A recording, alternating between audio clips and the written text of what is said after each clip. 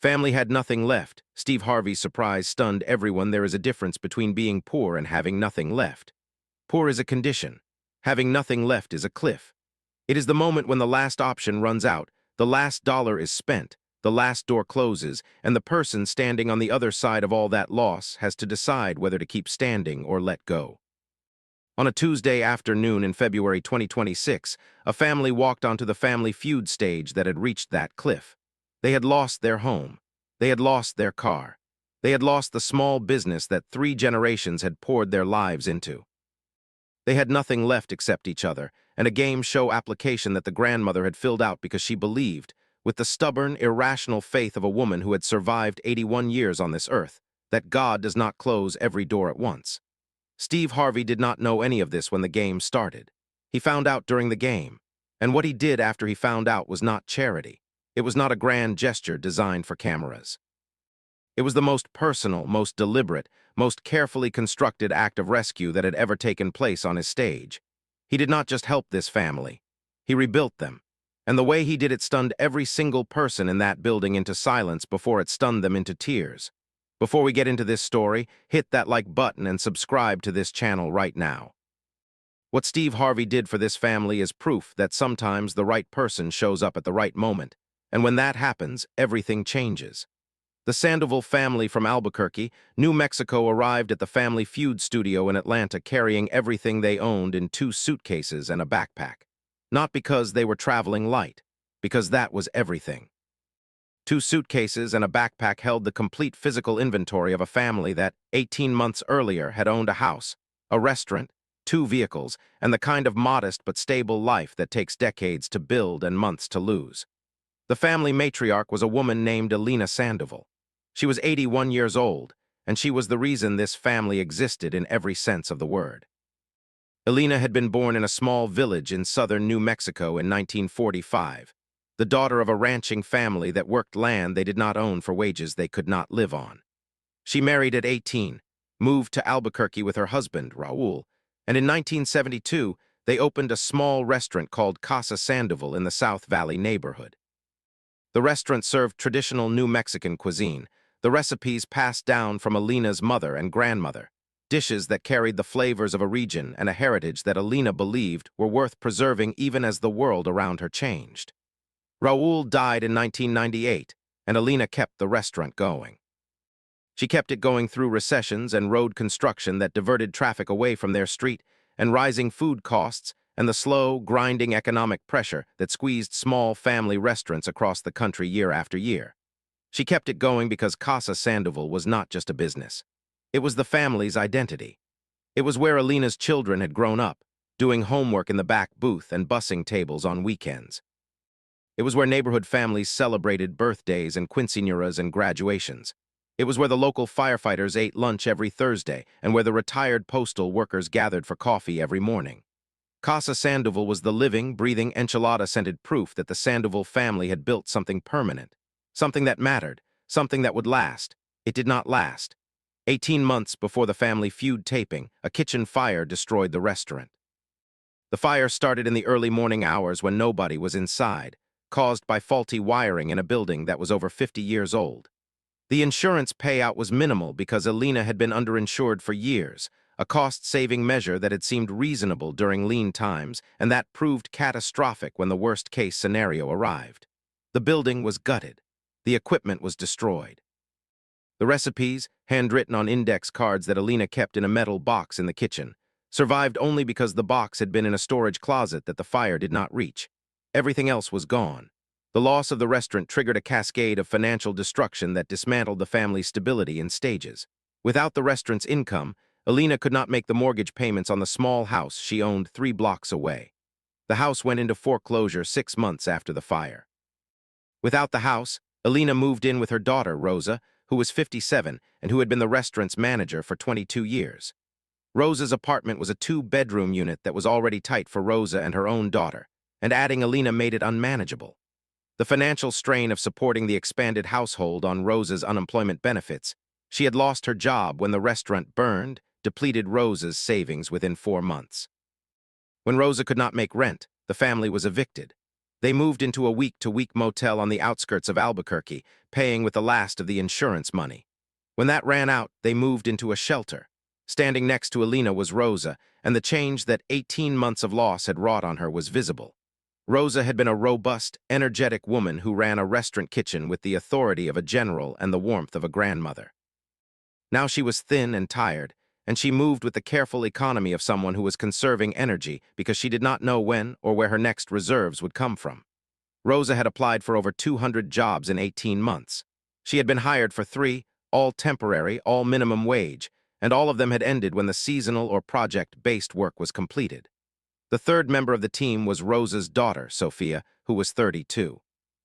Sophia had been the restaurant's head cook, the person who had inherited Alina's recipes and Alina's palate, and Alina's understanding that food was not just sustenance but language, a way of saying, "I love you, and you belong here, and this is home," without using words.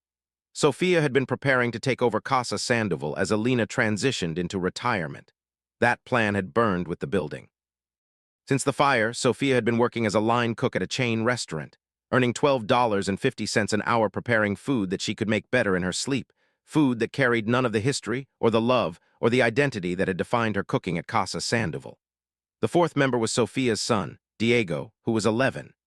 Diego had spent his early childhood in the kitchen of Casa Sandoval, sitting on a stool in the corner, watching his mother and his great-grandmother cook. He knew the recipes by heart before he could read them. He could identify spices by smell. He understood at an age when most children were learning to microwave that food was sacred and that the people who prepared it were doing something that mattered. Diego was quiet and observant and carried himself with a seriousness that no 11-year-old should need. He had changed schools 3 times in 18 months because of the family's housing instability, and each time he had walked into a new classroom, sat down in an unfamiliar desk, and restarted the process of making himself invisible enough to survive and visible enough to learn. Diego did not complain. He had inherited his great-grandmother's stubbornness and his mother's work ethic, and he applied both to the task of being a child in circumstances that were not designed for children. The fifth member was Alina's younger brother, Tomás, who was 76 and had worked as a maintenance man at a church in Albuquerque for 30 years. Tomás was retired now and living on Social Security, and he was the family's last remaining connection to financial stability, however thin. He had been sending Alina $100 a month from his Social Security check since the fire, money he could not afford to give and that Alina could not afford to refuse. Tomás had made the trip to Atlanta because Alina had asked him to, and because Tomás had never in his life refused his sister anything. He was the only sibling Alina had left. 2 brothers had passed away. A sister lived in a care facility in Las Cruces. Tomás and Alina were the last 2 standing, and they stood together the way they had always stood, close enough to catch each other if one of them fell.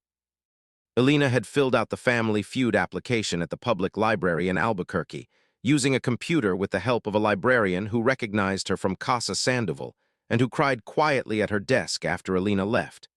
Alina had never used a computer before. She had never applied for anything online. But she had watched Family Feud every afternoon for as long as she could remember, first in her own living room, then in Rose's apartment, then in the motel, then in the shelter's common room. She watched it because it made her laugh, because the families reminded her of her own, and because Steve Harvey reminded her of Raul, not in appearance, in spirit, in the way he treated people with warmth and directness and the unmistakable respect of a man who had come from nothing and who never forgot it. The Sandoval family was facing off against the Bennett family from Dallas, Texas. The Bennetts were a warm, well-prepared family who brought great energy to the stage. Both families exchanged greetings. Steve Harvey came out and did his rounds. When he reached Alina, he bent down and took her hand. Alina looked up at him with clear, sharp eyes and said in accented English that carried the melody of New Mexico Spanish underneath, "Mr. Harvey, I am 81 years old. I came a very long way." "And I am going to win," Steve grinned. "Miss Alina, I believe you." Alina nodded once firmly as if the matter were settled. The audience fell in love with her instantly. The game started, and Alina Sandoval played like a woman with nothing left to lose because that was exactly what she was. She was fast at the podium. She was precise with her answers. She delivered responses with a confidence that surprised the audience and delighted Steve, who quickly recognized that the 81-year-old woman in front of him was not a novelty contestant. She was the strongest player on either side of the stage. In the first round, Alina gave a #1 answer that earned a roar from the audience. She turned to her family with her fist raised and said, "Eso ease." That is it. The gesture became the defining image of the episode. Rosa played with quiet determination, giving correct answers without celebration, conserving her emotional energy the way she conserved everything else. Sophia contributed a strong response in the second round that made Steve nod in appreciation. Tomaz gave an answer in the third round that was technically wrong, but so endearingly delivered that the audience applauded him anyway. And Diego, when his turn came, stepped up to the podium and gave a top 3 answer with the composed certainty of a child who had grown up faster than he should have and who handled pressure the way his great-grandmother did by refusing to acknowledge it. By the fourth round, the Sandoval family was ahead. Not by a lot, but ahead. The momentum was theirs. The audience was behind them. And Steve Harvey was watching this family with an increasingly focused attention that the regular viewers of his show had learned to recognize as the precursor to something significant. Then came the question that opened the door. Steve read from his card. "We surveyed 100 people. Name something you would save from a fire." It was a common family feud question, designed to produce answers like photo albums, pets, children, important documents. It was Alina's turn. She stepped up to the podium with the deliberate, unhurried movement of a woman who measured every step because her body demanded it and whose mind moved faster than her legs would allow. Alina looked at Steve, and instead of answering immediately, she paused. The pause lasted long enough for the audience to notice, but not long enough for Steve to prompt her. In that pause, something traveled across Alina's face. Not sadness exactly, memory. The compressed, involuntary recollection of a specific moment, playing out behind her eyes in the time it took to blink. The morning she had driven to the restaurant at 5 o'clock and found fire trucks where her front door used to be. The moment she had stood on the sidewalk in her bathrobe and watched 50 years of her life turn into smoke.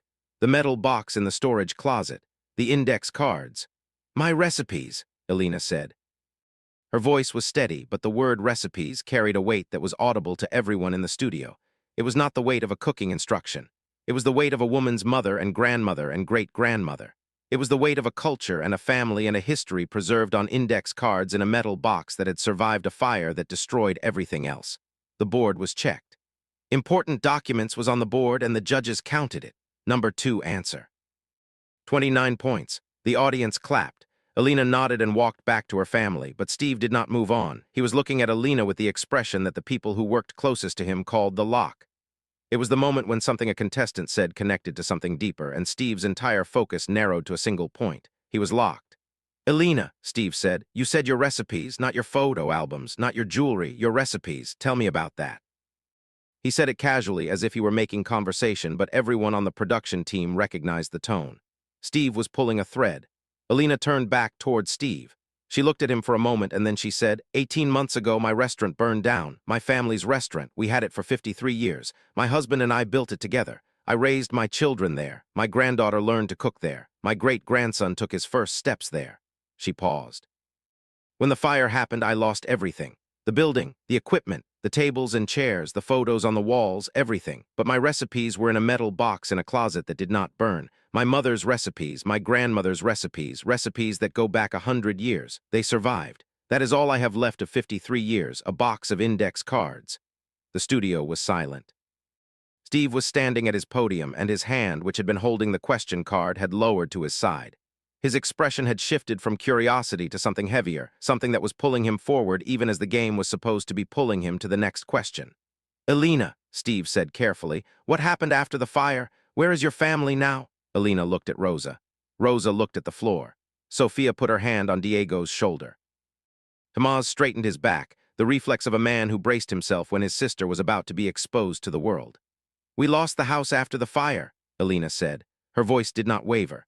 It had the quality of a voice that had told this story to social workers and shelter intake coordinators and government aid offices enough times that the telling had become a procedure rather than a wound. "We lost the apartment after that.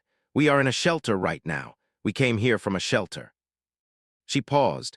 "I am 81 years old, Mr. Harvey. I have worked since I was 14.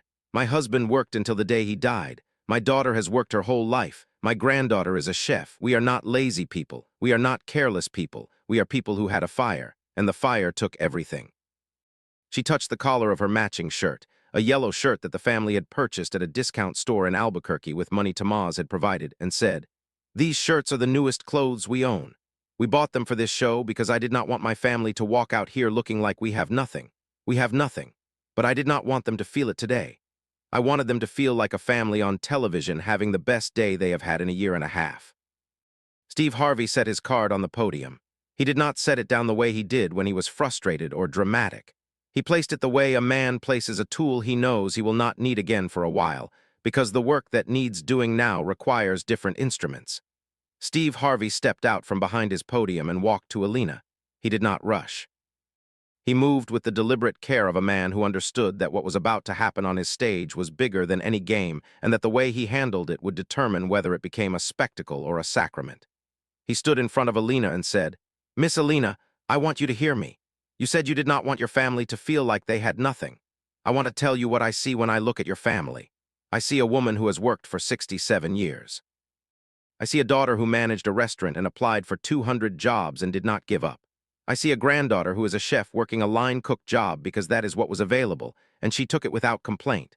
I see an 11-year-old boy who has changed schools 3 times and is still standing. And I see a brother who sends $100 a month from his Social Security because that is what family does." Steve's voice was thick and strained. "You told me you have nothing left. Miss Alina, with all due respect, you are wrong. You have everything. You have a family that stayed together when everything else fell apart. You have recipes that survived a fire because they were too important to be destroyed.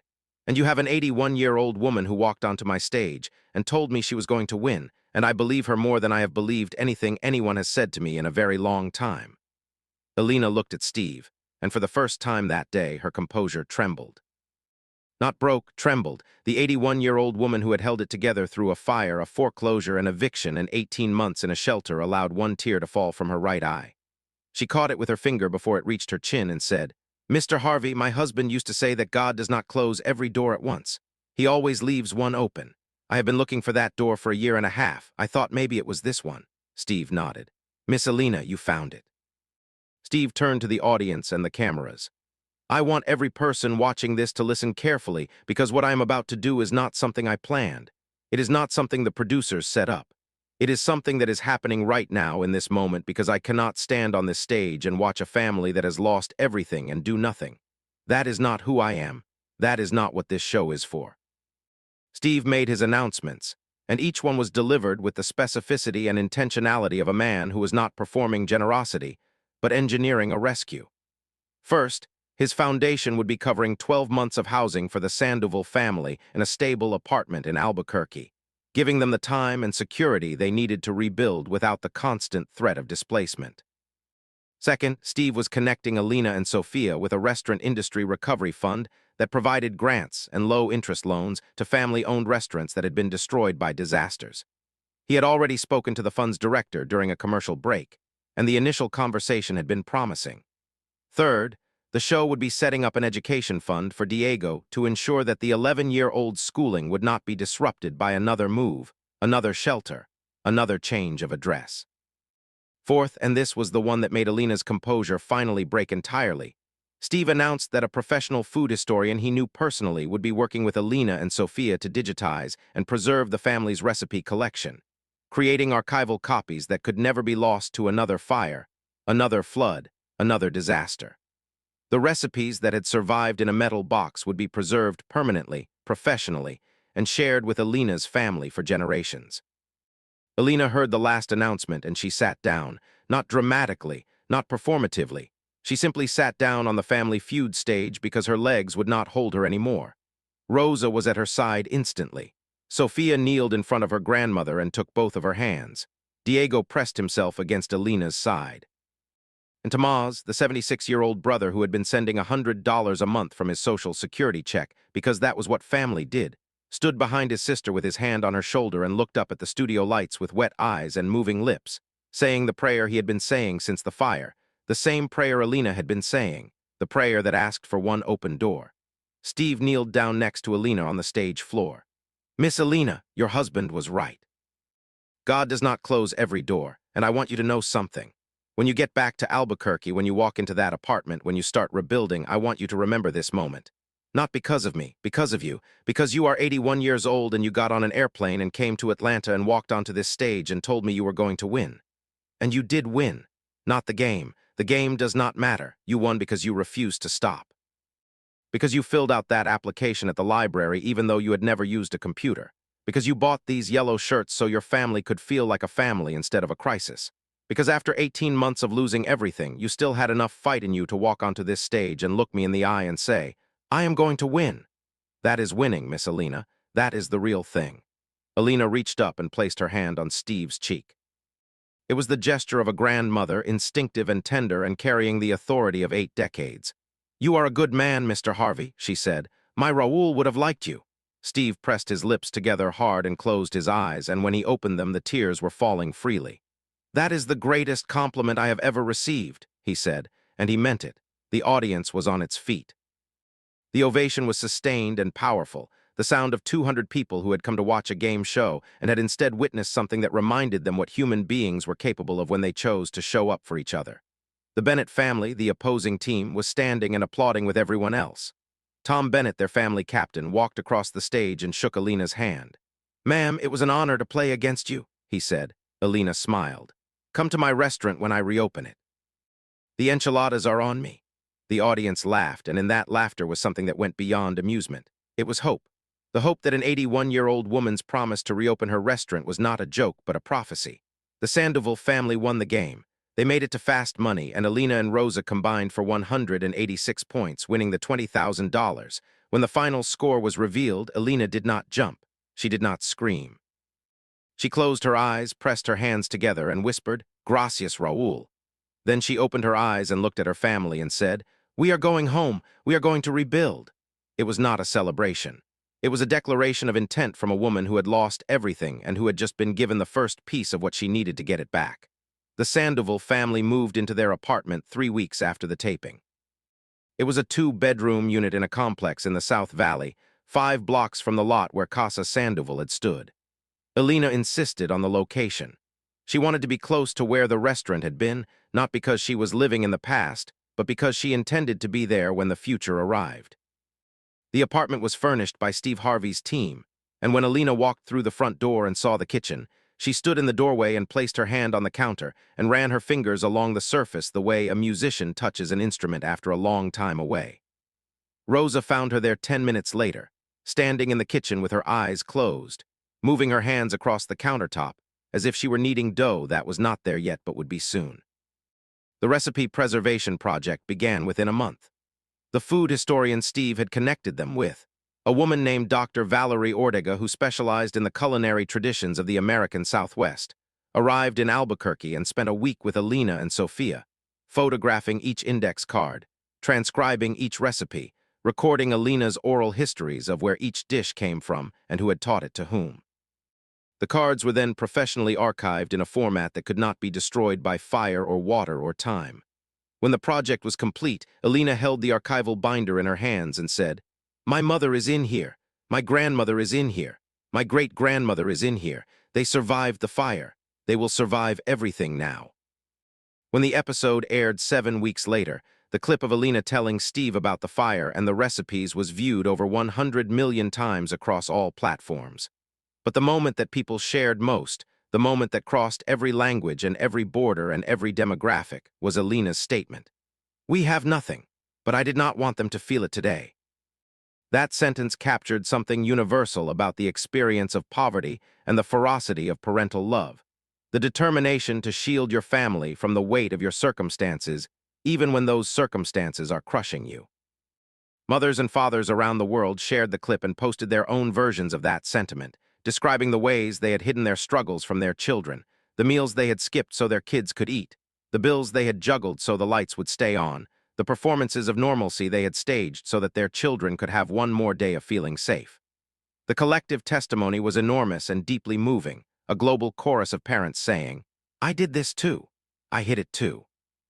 Because that is what you do. The Restaurant Recovery Fund connected Alina and Sophia with a grant that covered a significant portion of the costs associated with rebuilding Casa Sandoval. The grant was supplemented by a crowdfunding campaign that viewers launched after the episode aired, which raised over $400,000 in the first month. The contributions came from everywhere. A restaurant owner in Chicago sent $5,000 with a note that said, "I know what it means to lose a kitchen. Rebuild yours." A family in Mexico sent $200 with a message that read, "My grandmother had recipes like yours. They are sacred. Protect them." A group of firefighters in Albuquerque, including several from the station that had responded to the Casa Sandoval fire, organized a fundraiser that raised $12,000. The captain of the station delivered the check to Alina personally and said, "We put out the fire. We are sorry we could not save the building, but we are proud to help you build the next one." Construction on the new Casa Sandoval began 11 months after the Family Feud taping. The restaurant was rebuilt on the same lot where the original had stood, and the design incorporated elements of the old building, including the original tile pattern in the entrance that Alina had chosen with Raul in 1972, and that a local artist recreated from photographs. The kitchen was modern and up to code, with commercial-grade equipment that Sofia had selected with the precision of a chef who understood that the quality of the tools determined the quality of the work. But the heart of the kitchen was the same as it had always been: Alina's recipes. The index cards, now preserved in the archival binder and displayed in a glass case near the entrance, alongside a photo of Alina and Raul on the day the original restaurant opened. Diego helped with the construction. He was 12 by then, and he spent his weekends on the job site, carrying materials and sweeping debris and learning from the contractors the same way his great-grandmother had learned from her mother, by watching and doing and absorbing the knowledge through his hands. When the drywall went up in the kitchen, Diego asked if he could be the one to place the first tile. The contractor agreed. Diego laid the tile carefully, pressing it into the mortar with both hands, and when he stood up, Alina was standing behind him. She put her hand on his shoulder and said, "Your great-grandfather laid the first tile in the old restaurant. Now you have laid the first tile in the new one. That is how families work, Mijo. We build on what the ones before us started." Casa Sandoval reopened 14 months after the Family Feud episode aired. The opening night was attended by over 300 people, including neighbors who had been eating at the restaurant for decades, strangers who had driven from across the state after seeing the episode, local politicians, journalists, and a production crew from Steve Harvey's talk show that was documenting the reopening for a special segment. Alina stood at the entrance in a new dress and the apron she had worn at the original restaurant, the only piece of clothing that had survived the fire because it had been at the dry cleaner, and she greeted every person who walked through the door by name if she knew them and by handshake if she did not. Steve Harvey arrived unannounced. He walked through the front door of Casa Sandoval during the dinner rush, and the room went silent for half a second before erupting into applause. Alina saw him from across the restaurant and walked to him with the unhurried pace of a woman who had waited long enough that a few more steps did not matter. She reached Steve, took both of his hands, and said, "You came to my house." Steve smiled. "Miss Alina, you invited me, and I never turned down a good enchilada." Alina laughed, the full, unguarded laugh of a woman who was standing in a restaurant that bore her name, surrounded by 3 generations of her family, cooking her mother's recipes in a kitchen that had risen from the ashes of the one that came before. She led Steve to a table, the same corner booth where she had done the books with Raul for 30 years, and she personally brought him a plate of enchiladas that she had made with her own hands that afternoon. Steve took one bite, set his fork down, and looked at Alina with an expression that the cameras captured perfectly. "Miss Alina," he said, "these are the best enchiladas I have ever eaten." Alina patted his cheek, the same grandmother's gesture she had used on the Family Feud stage, and said, "I know, my grandmother taught me, and now my Sofia is teaching my Diego. That is how we survive, Mr. Harvey, not with money, not with buildings. With what we pass down, the building can burn. The recipes cannot, the love cannot. That is what I saved from the fire, not the cards, what was written on them." Steve sat in that booth and ate his enchiladas, and the cameras recorded him wiping his eyes with a napkin more than once. When the segment aired, it became one of the highest-rated episodes of Steve Harvey's talk show that season. But for Steve, the rating was irrelevant. What mattered was the taste of the food on his tongue, and the sound of a kitchen that was alive again, and the sight of an 81-year-old woman moving through her restaurant with the authority of a queen returning to her throne. Alina Sandoval had lost everything, and she had got something back that was better than what she lost, because this time she knew its value. This time she understood in the marrow of her bones that what she had built was not a building. It was a family, and families do not burn. They rebuild, they always rebuild. Diego, who had laid the first tile in the new kitchen, started working at Casa Sandoval after school. He swept floors, bussed tables, and stood next to his mother at the stove in the evenings, learning the recipes the same way Sophia had learned them from Alina, one dish at a time, one correction at a time, one story at a time about where each spice came from and why each technique mattered. He was the fourth generation, the continuation. The living proof that what Alina had saved from the fire was not paper and ink, but something that could not be contained on a card or destroyed by a flame or stopped by anything short of the family choosing to stop passing it down. And the Sandoval family had no intention of stopping. Alina lived to see the restaurant's first anniversary. She sat in the corner booth on the anniversary night, wearing her apron, watching Sophia cook and Diego bus tables and Rosa greet guests at the door, and she pressed her hands together and whispered the same two words she had whispered when the family feud score was revealed. Gracias, Raul. Then she added, in a voice that was soft enough to be private and steady enough to be permanent, I found the door, mi amor. It was open the whole time. If this story moved you, hit that subscribe button and turn on notifications so you never miss another one. Leave a comment below and tell us about something in your family that has been passed down, a recipe, a tradition, a story, a lesson that means more than any building or any bank account. Share this video with everyone you know because Alina Sandoval was right. Buildings can burn. What we pass down cannot. We will see you in the next one.